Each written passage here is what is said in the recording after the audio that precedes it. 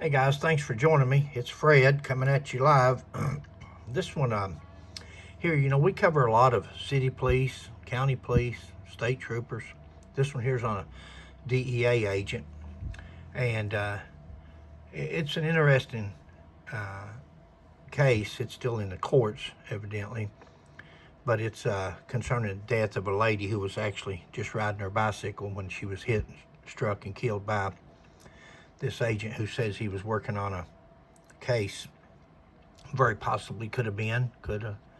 But guys, we've got to show due diligence and safety and respect for the private citizen. It's just like these pursuits that police officers get into because they're so exciting and such an adrenaline rush to chase somebody down, especially if you get them in the end and you don't have a catastrophe.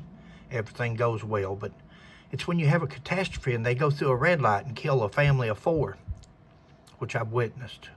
It's when they go the wrong way going south in a northbound lane, and they strike somebody head on and kill somebody's daughter dead. And that's the same as this. Even though he may have been on a case, I mean, if we don't have our emergency equipment activated, then these people don't know that we're coming.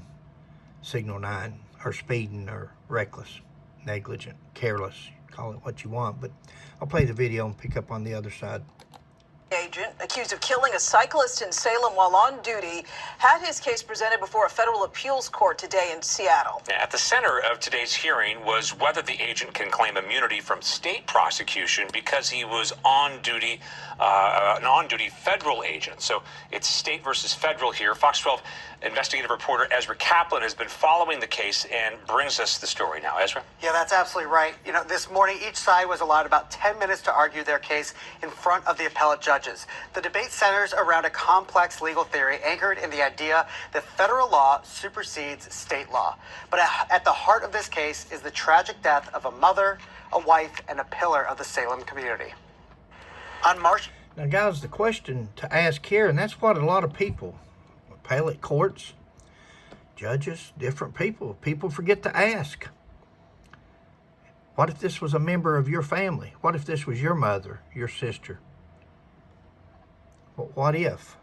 See, sometimes we fail to look at it in that manner, just like the young man, the old man getting beat up by the young cops. What if that was our father? How would we feel? 28th, 2023, Margane Allen was riding her bike home from work in southeast Salem. Video from that day shows a black pickup truck running a stop sign moments before striking and killing the cyclist. Behind the wheel was DEA Special Agent Samuel Landis, who, according to court documents, was conducting surveillance of a suspected fentanyl dealer. Landis had fallen behind the rest of the surveillance team and was trying to catch up when he allegedly struck Allen on her bicycle. The testimony at the grand jury was... I used to, along with being the police chief, I was also the fire chief of a little fire department there in the city I worked with. But I used to tell these firefighters, guys, if we don't get to the scene, then we're no good to nobody. And if we have a wreck on the way to the scene, we're a problem. Now, instead of everybody responding to the initial crash or accident or house fire, now they're responding to you. So the main thing is that we get where we're going safely, and to be able to help instead of becoming part of if you're not part of the solution, you're part of the problem. And if they're actually on a stakeout, if they're actually on following this fentanyl dealer, there should have been adequate enough agents that if one of them got displaced or fell behind, another one could pick up. Has people not heard of air tags anymore? Stick an air tag with a magnet to the car. Follow it anywhere you want. I have a hard time believing that the DEA don't have the type of equipment for surveillance that they could have followed. A drone or I don't know. Let's finish the video. That there was no urgency and that there was no hot pursuit. After months of delay, Landis was charged with criminally negligent homicide on September 6th in Marion County Circuit Court. But Landis's lawyers asked to have the case moved to a federal court so that they could use a defense of federal immunity. And so the immunity doctrine says if the person is acting as a federal agent, then they are immune from state prosecution. U.S. District Judge Michael McShane granted that request in December. If, acting in that capacity, fine. But if you're reckless and careless, negligent, then it looks like that would void any kind of assistance that a person could get. If you're going down a residential street, signal 9, with no lights or siren or emergency equipment activated, that's reckless, that's careless, that's negligent to not let other people know that you're coming. Of last year, moving the case to the district court in Eugene.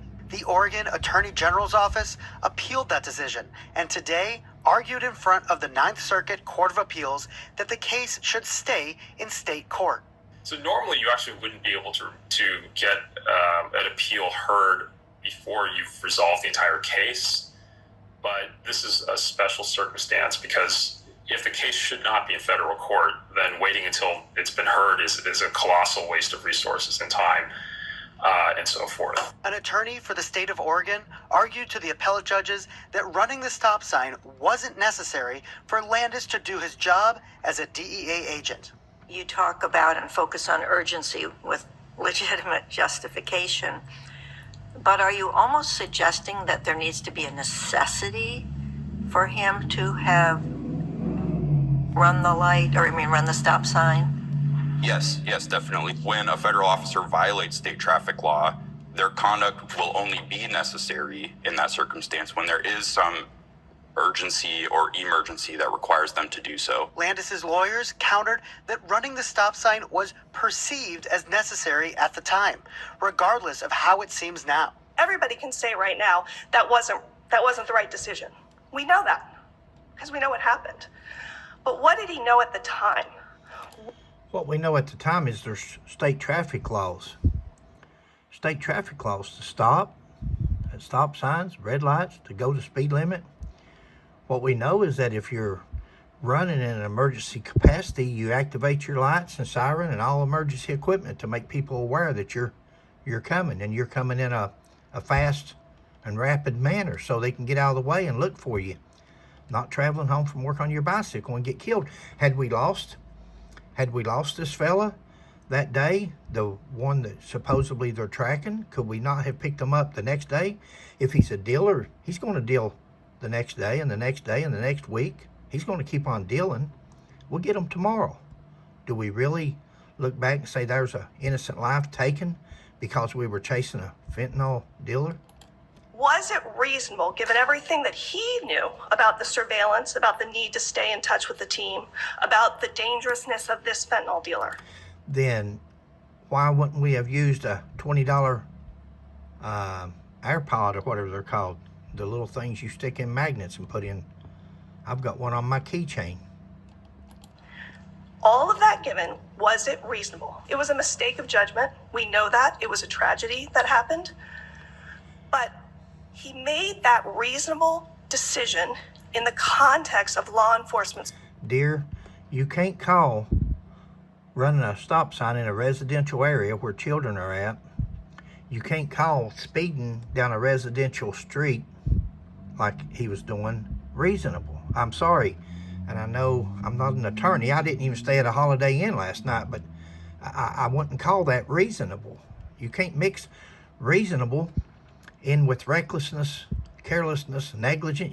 They don't fit in the same category. Surveillance. While immunity is at the center of the case, appellate judges are only tasked with answering the question of whether the case should be removed from the state court into the federal court. Really, it's about the removal issue. What should this case be in federal court? And I think the answer is just going to be yes or no. And if the answer is no, then it gets kicked back to state court. If the answer is yes, it goes back to the federal district court. And then next, you would would have to decide, okay, does the immunity defense apply?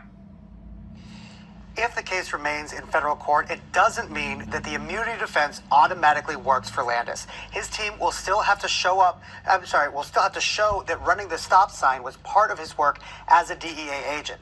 Either way, the victim's family will still be able to bring a civil lawsuit against Landis's employer, which in this case would be the United States of America. For now, the case is on pause while both sides wait for a decision from the Court of Appeal. Well, like I say all the time, we need our law enforcement officers, but we have to be safe. We have to look out for each other. We have to start watching more requiring more protect and serve of our federal, state, county, city law enforcement officers. Guys, thanks for joining me. Please like, subscribe, and share. Thanks.